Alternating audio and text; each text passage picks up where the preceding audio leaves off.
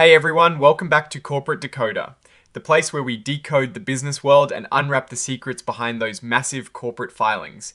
Today we're diving into Atlassian's latest quarterly report, and let's just say they've had a busy quarter with some interesting strategic moves and financial shifts. Before we dive in, if you love getting clear insights from these dense financial documents, hit that subscribe button and ring the bell. And hey, we've got an awesome community Discord server linked in the description for even more in-depth discussions. Let's start with a look at their financial health. As of the 30th of September 2025, Atlassian had total assets of about $5.7 billion. That is down a bit from the 30th of June, where it was closer to $6 billion. On the flip side, their total liabilities also decreased a bit, sitting at around $4.3 billion in September. This means their stockholders' equity, which is basically what is left after you subtract what they owe from what they own, is about $1.37 billion. That is up slightly from June, which is a good sign. Looking at their cash, they had about $2.3 billion in cash and equivalents in September, which is a bit less than the $2.5 billion in June. This tells us they're likely spending money, which we'll dig into more later, but they also have a healthy chunk in marketable securities, about $456 million, which is up from June. Their accounts receivable, meaning money customers owe them, dropped significantly from over $778 million in June to about $536 million in September. This could mean they're collecting money from customers more effectively, which is generally a positive sign for cash flow. Now for the income statement, the heart of any financial review, for the 3 months ending the 30th of September 2025, their total revenues hit almost $1.43 billion. This is a solid increase of about 21% compared to the same period in 2024. The main driver here is their subscription revenue, which soared to over $1.37 billion, up 21% year over year. This really shows how much their cloud-based subscription model is paying off. Their other revenue, which includes things like marketplace apps, also saw a slight increase. However, their cost of revenues, the direct costs of providing their services, also went up by about 19%, reaching nearly $258 million. This increase was partly due to about $31.6 million in restructuring charges. They also spent more on hosting fees, which is expected as more customers move to their cloud offerings. Looking at their operating expenses, research and development jumped by about 25% to almost $756 million. This shows they are heavily investing in innovation, which is crucial in the fast-moving tech world. A chunk of this increase is also due to higher compensation costs and those restructuring charges. Marketing and sales expenses also climbed by a significant 33% to over $336 million. This likely reflects efforts to acquire new cloud customers and expand their market reach. Again, restructuring charges played a role here too. General and administrative expenses rose by about 22% to over $178 million. This includes increases in compensation and some restructuring costs. All these investments and increased costs led to an operating loss of just over $96 million for the quarter, widening from a loss of around $32 million in the same period last year. It is important to remember these are investments for future growth, not necessarily a sign of current business weakness. However, they did see a significant swing in their other income expense net. It went from a negative $19 million in 2024 to a positive $18.8 million in 2025. This improvement was largely due to a $24.7 million increase in unrealized gains from their investments in public companies and a decrease in losses from their equity method investments. This shows their investment portfolio is performing better. As a result, their net loss for the quarter was about $51.9 million, an improvement from a net loss of over $123 million in 2024.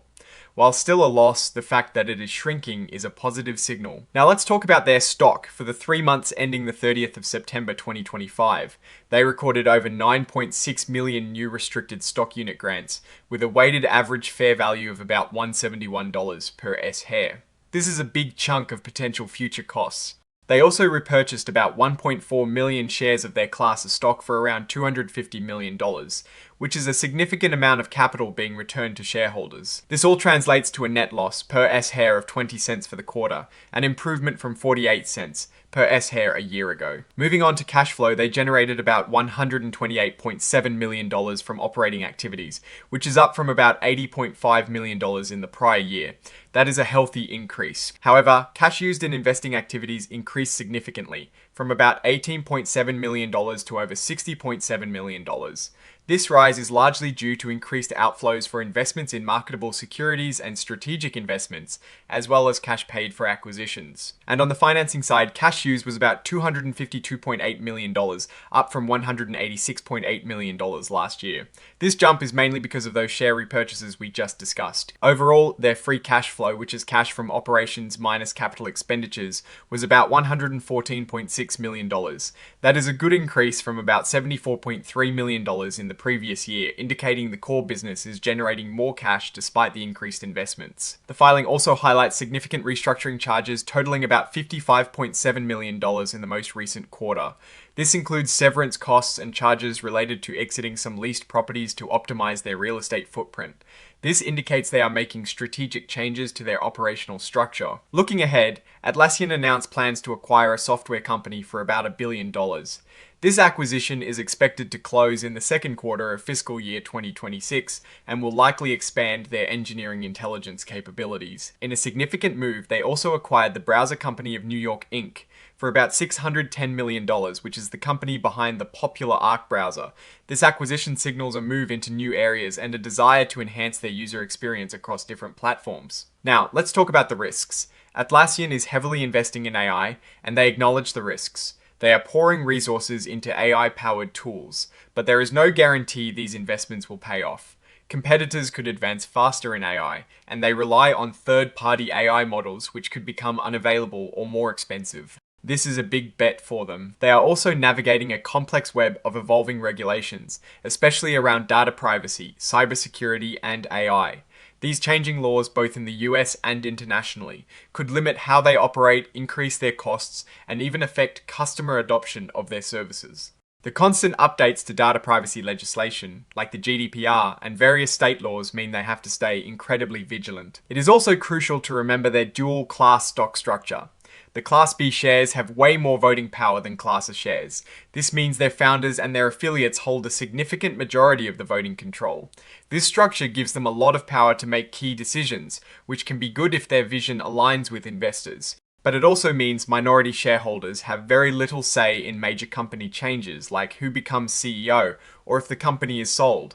A change of control could be very difficult to engineer against the founder's wishes. Looking at the bigger picture, Atlassian is in a phase of rapid growth and transformation. They are investing heavily in the cloud, AI, and new acquisitions, which is reflected in increased operating expenses and restructuring charges. While their revenue growth remains strong, especially in subscriptions, their profitability is still impacted by these strategic investments. The acquisition of the browser company and the planned acquisition of a software company show a clear strategy to expand their ecosystem and user experience beyond their traditional software development routes. However, the significant R&D spending, the shift to cloud, and the intense competition mean profitability isn't guaranteed in the short term. The founders' strong voting control also means their long-term vision will likely drive the company's direction, for better or worse for other shareholders. In conclusion, Atlassian is a company in motion, actively shaping its future by investing in new technologies and expanding its reach. They are showing impressive revenue growth, particularly in their cloud subscriptions, and their free cash flow is improving. However, the significant investments in AI, the ongoing transition from data center to cloud, and the inherent regulatory and competitive risks in the tech sector mean that navigating future quarters will require careful execution. The founders' considerable voting power also adds a layer of governance to consider for any investor. So, what do you think about Atlassian's latest moves? Are these strategic bets going to pay off, or are the investments too risky? Let me know your thoughts in the comments below. If you found this breakdown helpful, smash that like button and subscribe for more corporate deep dives. And don't forget to join our community on Discord, linked in the description. Thanks for watching, and we'll see you next time on Corporate Decoder.